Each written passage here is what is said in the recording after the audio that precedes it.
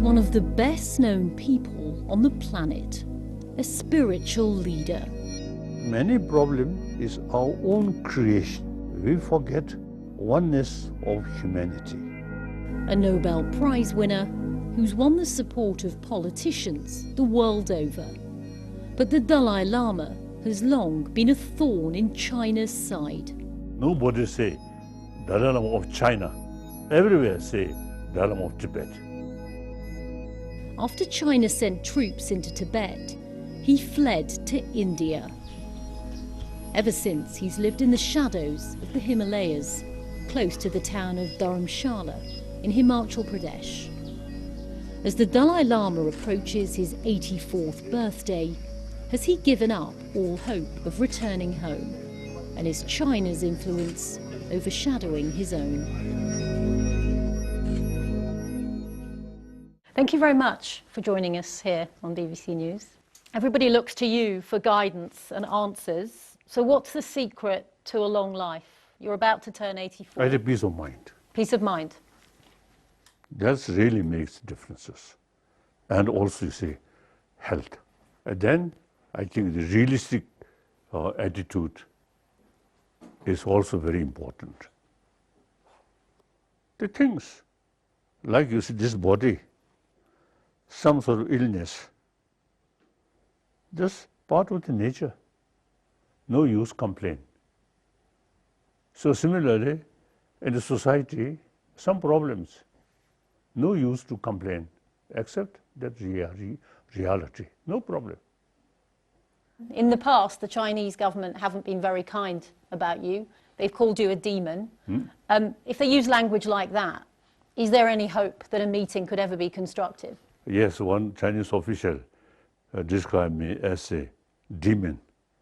So then when I first heard that, my response is, yes, I'm demon with horn. This is nothing. For me, nothing. Actually, I feel pity, their ignorance, and their political sort of thinking, very narrow-minded. Have you given up the hope of returning? No. Tibetan people very much sort of trusted me. So they are very, very eager. So how would that happen, Your Holiness? Now, China is changing. Now, last few years, I have some contact, some Chinese, even some officials. So you have had contact in the last few years with Chinese officials. Who? Entirely, privately. Number of Chinese retired officials and some scholars, you see, who have some connection with the Chinese government. Has President Xi ever asked you for a meeting? Not yet. There have been occasions where world leaders have met you and then China's got angry. For example, when David Cameron met you, and it led to bad relations between the UK and China. Do you think China's growing influence is having an impact on your own influence and the cause of Tibet? I don't care. No. I think the Chinese seems themselves is changing their attitude. You once said that you would be interested in meeting President Trump. Has he ever asked you for a meeting? No. No? No. Isn't that surprising, given that so many US presidents used to jump at the chance to meet you? I know you're friends with George W. Bush, you've met Barack Obama, you've met other presidents. Has Donald Trump snubbed you? Frankly speaking, you see, his emotion also a little bit too complicated.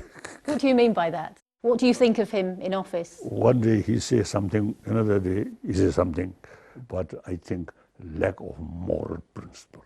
When he became president, he expressed America first. That is wrong.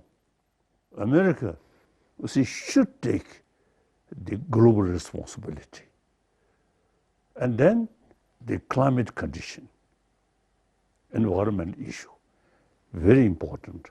He withdrew from Paris Accord. I think that's wrong. America, industrialized nation, should think seriously about protection of environment. And then I think now the Mexican, when I saw picture some of these young children, very sad. So America, as a leading nation of free country, I think should carry some compassion, moral principle. And you don't think President Trump Seems to say lacking.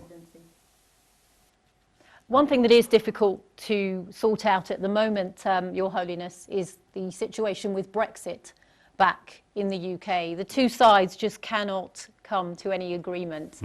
I don't know detail, but overall, I am one admirer of spirit of European Union.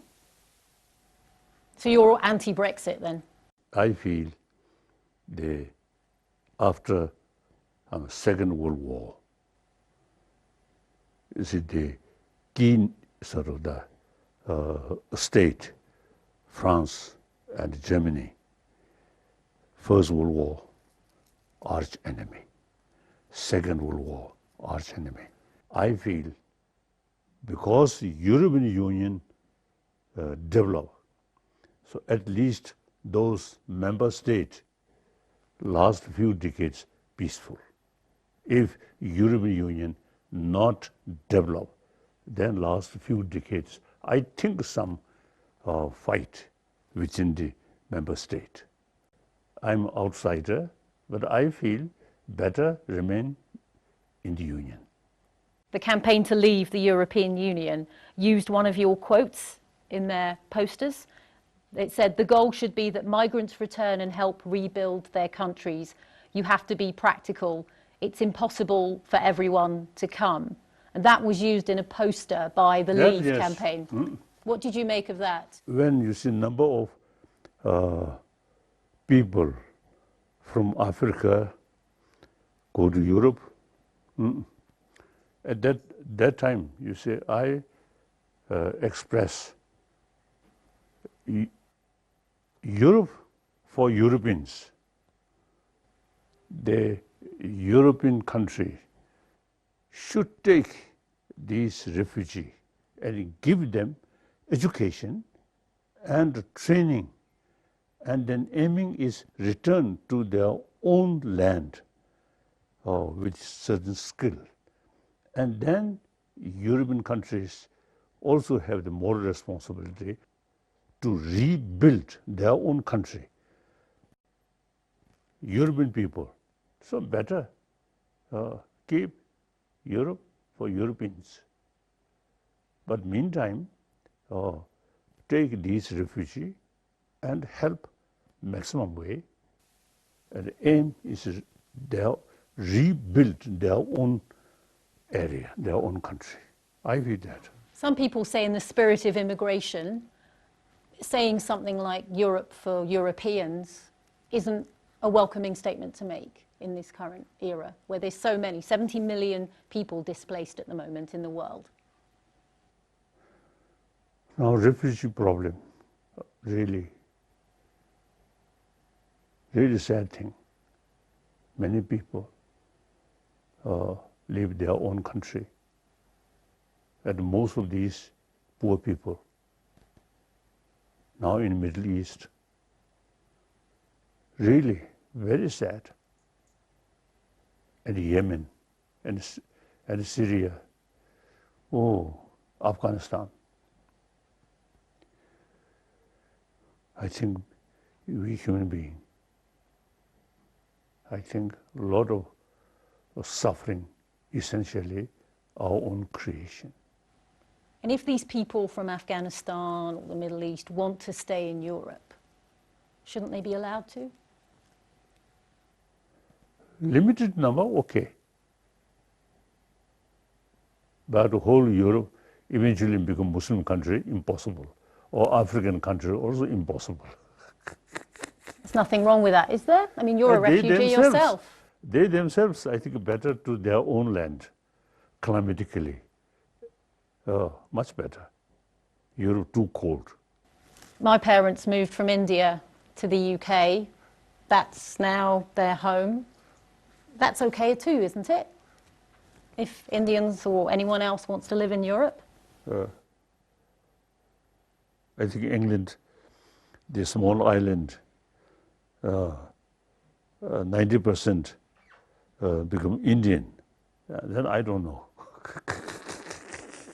Your Holiness, a lot of people blame politicians for these divisions. Do you?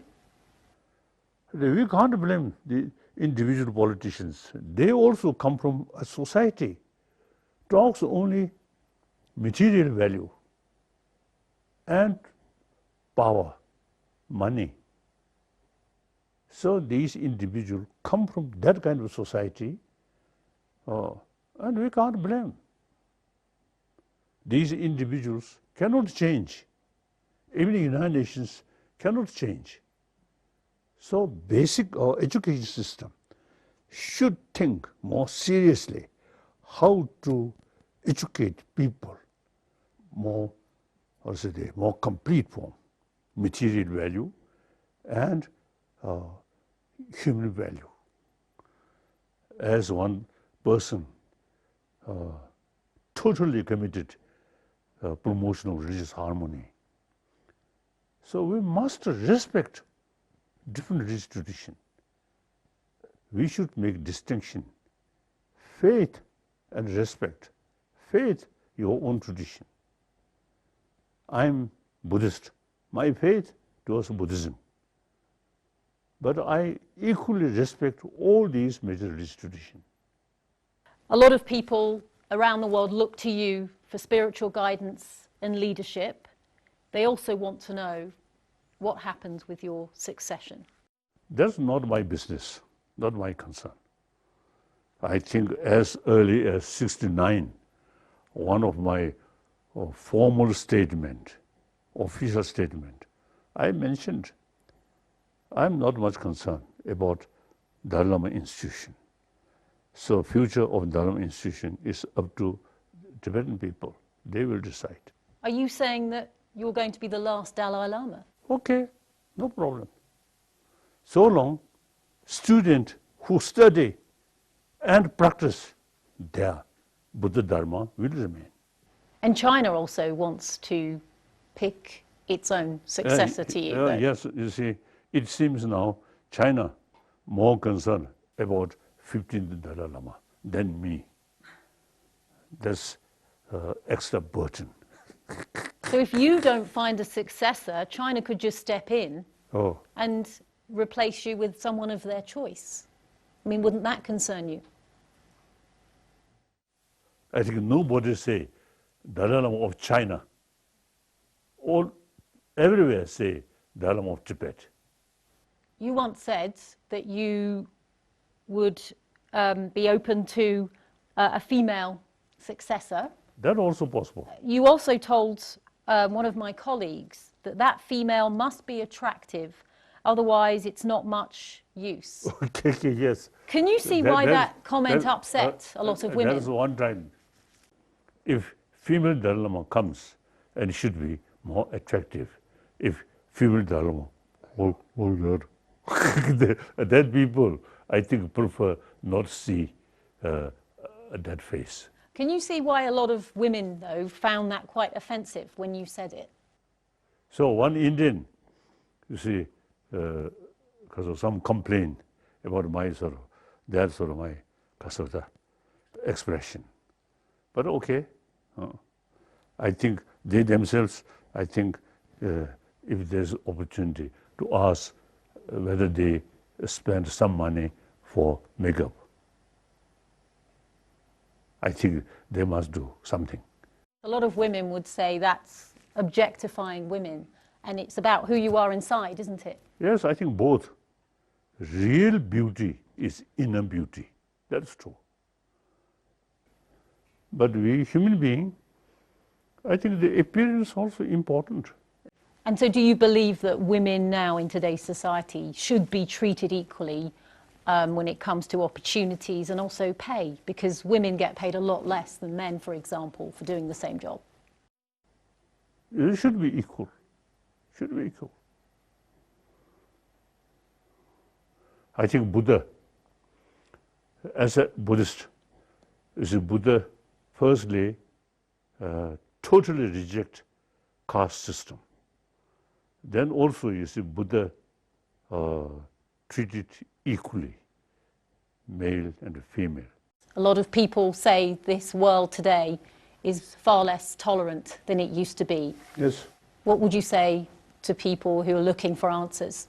Many problem is our own creation.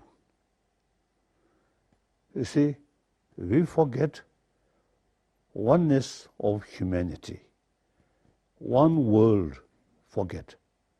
Just small, my country, my religious faith. Too much emphasis that. Good. Thank you. Thank you very much for your time, Thank Your you. Holiness.